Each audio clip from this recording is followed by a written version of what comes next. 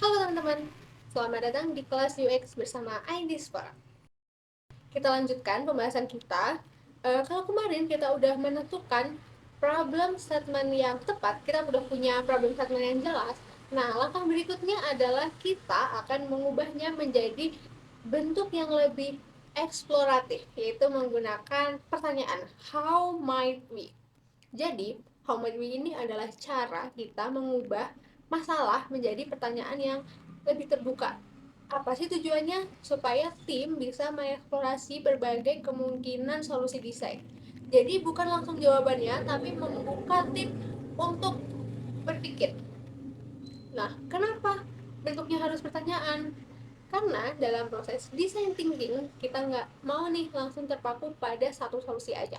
Kita ingin melihat kemungkinan lain, sudut pandang baru, bahkan ide-ide yang sebelumnya tuh nggak pernah terpikirkan oleh kita. Nah, di dalam how might we ada 3 kata kunci penting. Yang pertama ada how, yang menunjukkan bahwa kita percaya solusi itu ada. Jadi bukan apakah bisa, tapi bagaimana caranya. Gitu. Yang kedua, we.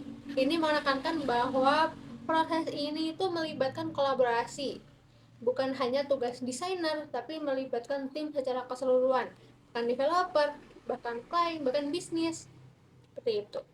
Dan yang ketiga, might. Nah, ini yang menarik nih, karena memberikan ruang eksplorasi. Artinya, ide yang kita hasilkan belum tentu benar, dan itu nggak masalah. Karena kayak ide seenggak masuk akal apapun, bisa jadi itu adalah ide yang paling tepat. Justru di tahap ini kita didorong untuk berpikir bebas tanpa takut salah. Jadi intinya, how might we itu adalah jembatan dari masalah ke solusi. Dari yang tadinya kita fokus memahami user, sekarang kita mulai membuka peluang ide desain yang bisa dikembangkan lebih lanjut.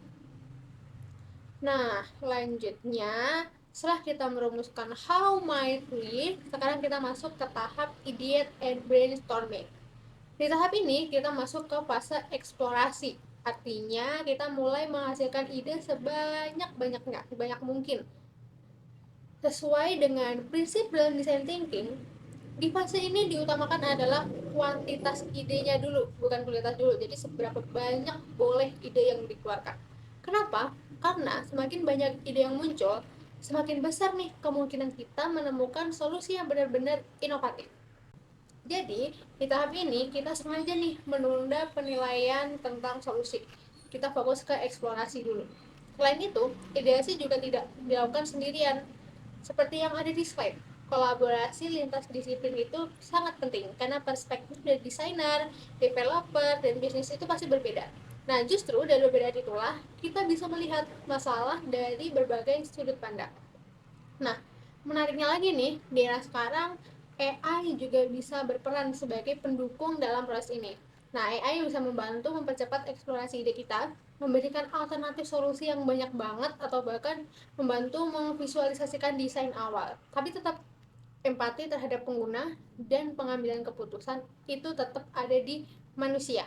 Jadi intinya, tahap ideat ini adalah ruang untuk berpikir luas, bebas, dan kolaboratif. Dari sini nanti kita mulai menyaring nih ide-ide terbaik untuk masuk ke tahap perancangan solusi berikutnya. Pembahasan kita cukupkan sampai di sini, akan kita bahas di video selanjutnya. Bye bye.